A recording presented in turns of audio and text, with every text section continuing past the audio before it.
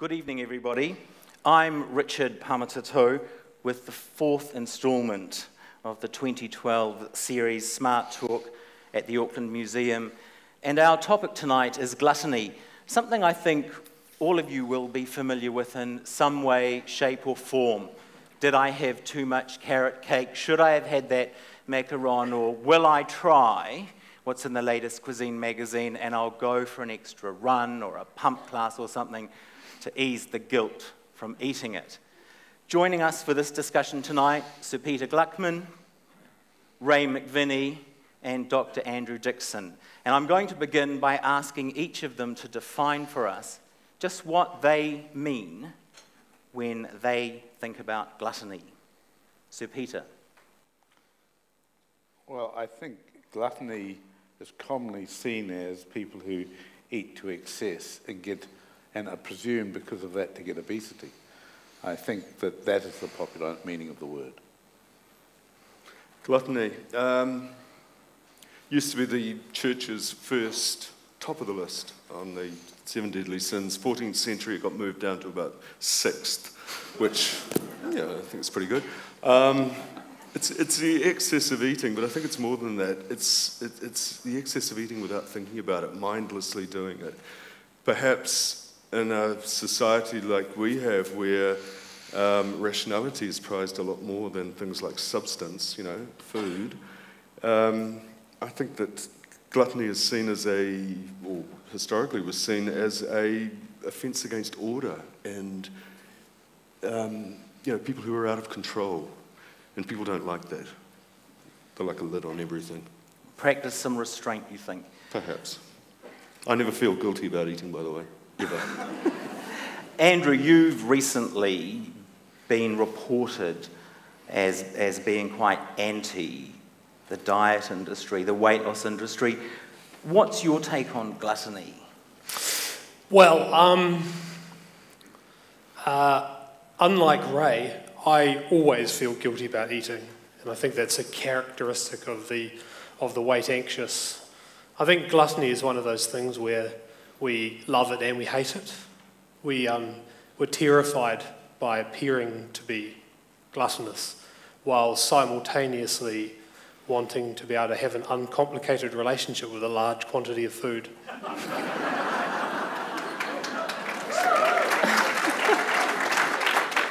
I'm just wondering, though, how Andrew feels at the moment, because you've got anxiety. I mean, this is talking about your family, maybe. Isn't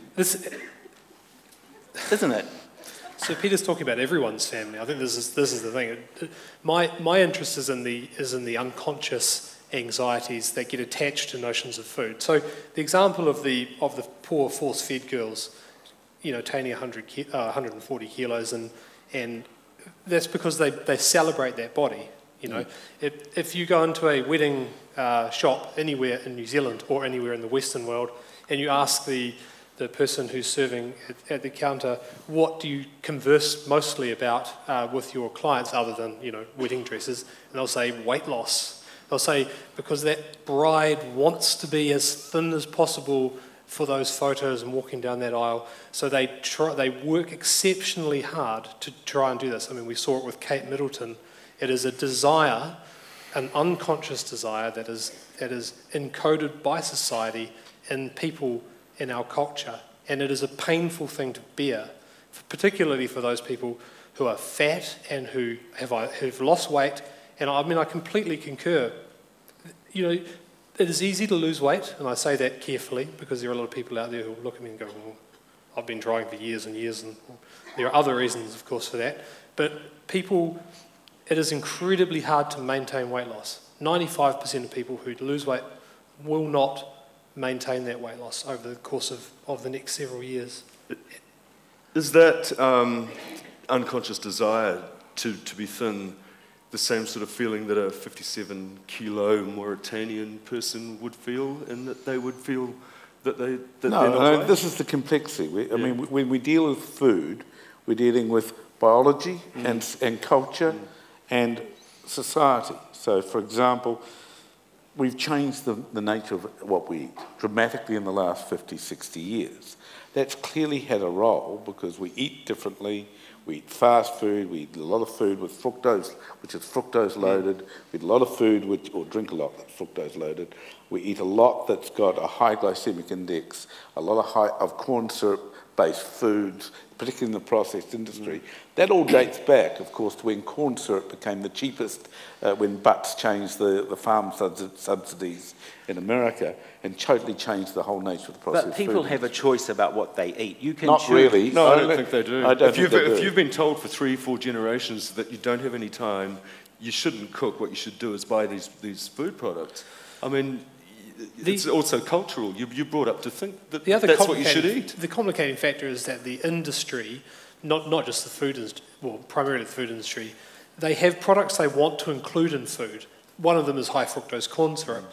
Because of political and the machinations of the business world, they created this excess in markets such as in the US market, and they need to get rid of it. And so they get rid of it by creating markets for their products. That's what they do. So when we say we have a choice, many people in this room and in New Zealand generally are going to be eating high fructose corn syrup when they don't realise they're doing it. So is it a question of literacy, which is... Well, I think literacy is at the core of this. I've gone into groups of professionals and said, how many calories a day should you eat? How many think it's 500 calories a day? How many think it's 1,000 calories a day? How many think it's 5,000 calories a day? I found lawyers who think it's 20,000 calories a day. But then they inflate everything. Big lawyers. I mean, and then you ask them how many kilojoules in a calorie? Well, how many calories in a kilojoule? They don't know. And so we've got no skill. And also then the nutritional labels are full of information that nobody cares about. Is that the skill you need, though, or do you need some other sort of skill which completely circumvents all that? Both. You need both. I mean, because the reality is most people are not going to grow their own food. They're going to buy it from somewhere. And therefore they need to know what they're buying. But the issue is, what do they need to know? And so we have this, who cares? I work in this field. I don't know what eating 7% of my RDA of niacin means and what relevance and it has when to through history anybody else. Have people ever worried about this? It's the first time in history that this conversation's ever been going on. You do know you're not going to buy a Big Mac and a double-sized Coke on the way home, don't you? Some people might not. I don't think a lot do. I think we've lost intergenerational transmission of healthy eating habits. People live in more nuclear families. You know, I'm particularly concerned about how babies are weaned, because we know that what babies are weaned onto is very important in terms of their appetite development and food preferences. The most commonly eaten vegetable in the second year of life in North America is French fries. Ouch. Now, you all say, oh no, but the fact that 40% of American children are eating French fries in the second year of life, and fundamentally we think Americans are roughly as well educated as we are, perhaps. The point I make is, if you extrapolate from that to New Zealand society, about which we know very little, again, the same kinds of eating habits are going on. How many children get soda pops in the first year of life? An enormous number do. And yet, if you sit back and think about it rationally, teaching children to eat high-fat, high-salt, and high-fructose types of food in the first year of life is undoubtedly going to entrain the way we develop. So we've lost a lot of intergenerational common sense about food. So it's not what we're eating, it's how we're eating in a way, isn't it? Andrew, It's both. For me, it's interesting. I mean, I have a 2-year-old, and if you hand said 2-year-old a stalk of broccoli, you get a different reaction than if you hand said 2-year-old a French fry. Anyone who's observed a 2-year-old will know this to be the case. The broccoli generally ends up in the dog, who then spits it out onto the floor. The French fry never ends up in the dog. But the interesting part of it is we create McDonald's is a really good example, because McDonald's has teamed up with Weight Watchers to try and legitimise within the industry what the role that their food plays as a convenience, and we all know this to be the case. It is convenient, it is easy, it is relatively cheap, and the simple fact is that Weight Watchers, by adding their weight to the beast that is McDonald's, all it does is create for all of those parents the belief that the French fry, oh well, it can't be so bad, So my question is, why would the weight loss industry team up with someone like McDonald's or Coca-Cola? The simple fact is because the people who own them, their shareholders, are the same. Or because it's your new family and you become part of the Weight Watchers community or the Jenny Craig community, and there is a familiarity and a safeness there. You're all fat people together trying to lose it. Yeah, kind of community. You think it's just part of belonging to a tribe? I think possibly it is. So I have no problem with that. That's fine. I just wish they'd stop telling people they can help them lose weight. Because we know for a fact they do not lose weight. They will lose weight and then they'll put it back on again. We know that's what happens. So if the weight loss industry wants to practice a community of shared misery with fat people, that's fine. Just call it that. Say, community of miserable fat people. But so the thing about literacy that I'm always banging on about, one way I think is really a good way to improve literacy is to teach people to cook. Teach kids how to cook. It makes you take notice of what you're doing. I couldn't agree more. I think nutritional literacy has to start in kindergarten. Exactly. I think healthy eating habits have to be taught to young children. I think people have to grow up with the knowledge. All said and done, the most important machine a person will ever drive is their own body. And we give less attention to teaching people how to drive that than we do to a motor car. So does that mean we need a new national standard? And that will be alongside reading, writing and arithmetic? No, just teach people how to cook. I'm making no political comments. But I am interested in the political nature that sits around this food. Well, I think that's a very interesting point that you're raising, which I've talked about a lot, which is whose fault is it? You see, if you take the view that people are fat because they eat too much and are lazy, which is the traditional view of what gluttony is, then the state walks away and says it has no responsibility. It's your fault. You've chosen to lead this lifestyle tough. But if you accept that this is actually at least two components, the component of almost the inevitable world of excess calories we live in and the type of calories we have, plus this developmental set of biological components, so that by the time you're an adult, if you are living in a nutritionally rich world and you've had this developmental pathway, you're inevitably going to eat too much and the wrong things and not want to exercise as much. If you accept that that's not your fault, but not your fault of conscious lifestyle choice, then the state has a much more active role in it. And I believe that we're seeing a shift in political philosophy now to say the state does have a role in thinking about how people learn to eat and cook and all that stuff around that, because you're not going to do it in any other way to break this cycle. Yeah, we seem to be hardwired to eat. We like it, right? It's part of our survival mechanism. Absolutely. There's a whole lot of basic biology here. You made the statement that once you get past the 3 years total, it's kind of inevitable. You'll eat what you eat.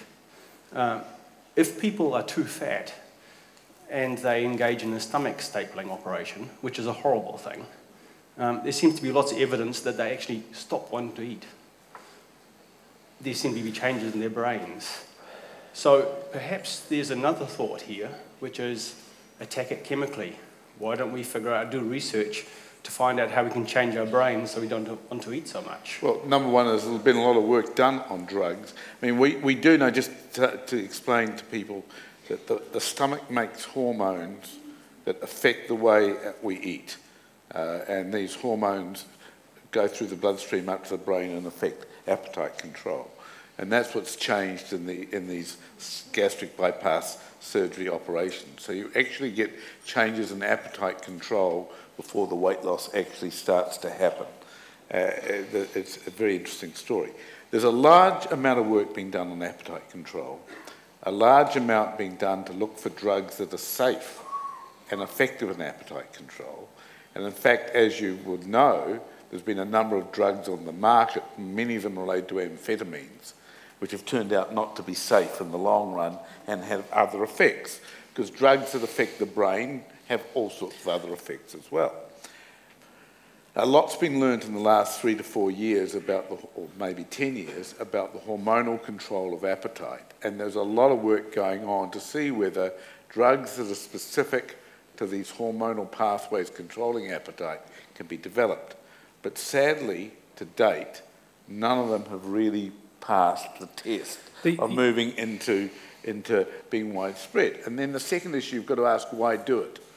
And are you doing it for cosmetic reasons, or are you doing it for health reasons? I mean, the reason, if it's a health reason, it's absolutely indicated. Just like gastric bypass surgery is clearly indicated for people who are obese and have early diabetes. It's the best cure for diabetes we have is, in fact, bypass surgery. It's got its complications, don't get me wrong, but it's a cure for diabetes, the only cure we have for diabetes for some people. So there are reasons to do it, but if the reason is cosmetic and not health, I'm not sure that's the way we want to go, medicating the whole population.